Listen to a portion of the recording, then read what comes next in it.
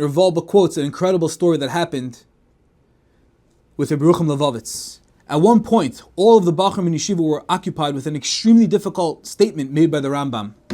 No one was able to come up with a viable explanation for what he had written. After a while, a certain Bachar came over with a brilliant solution and immediately became the star of the yeshiva.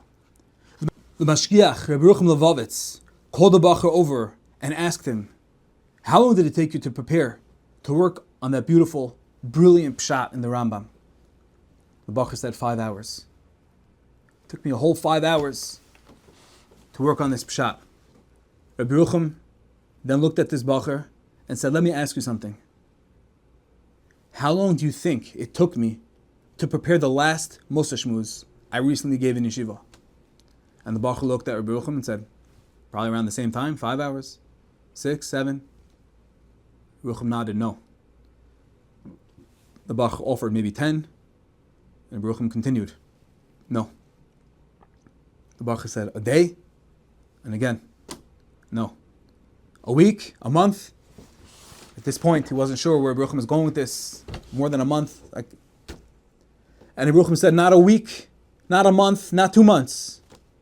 6 months it took me to prepare that shmuz. A half a year went into the preparation of that Sichas Musar." Says Rav Wolbe,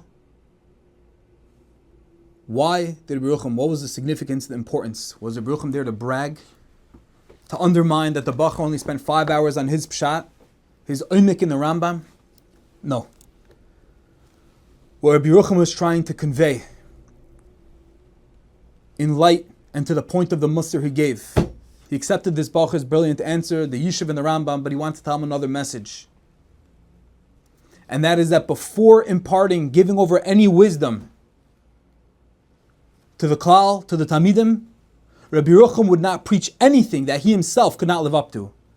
And therefore it took him 6 months to ensure that he practiced all that he was going to preach. 6 months, Rabbi Yerucham had the idea, he had the wisdom and the musar to impart to the Talmidim.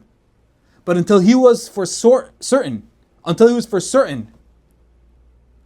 that it was part of his life, that it was processed and a real part of his Mahalach HaChaim, he wasn't going to give it over to others until it was an emes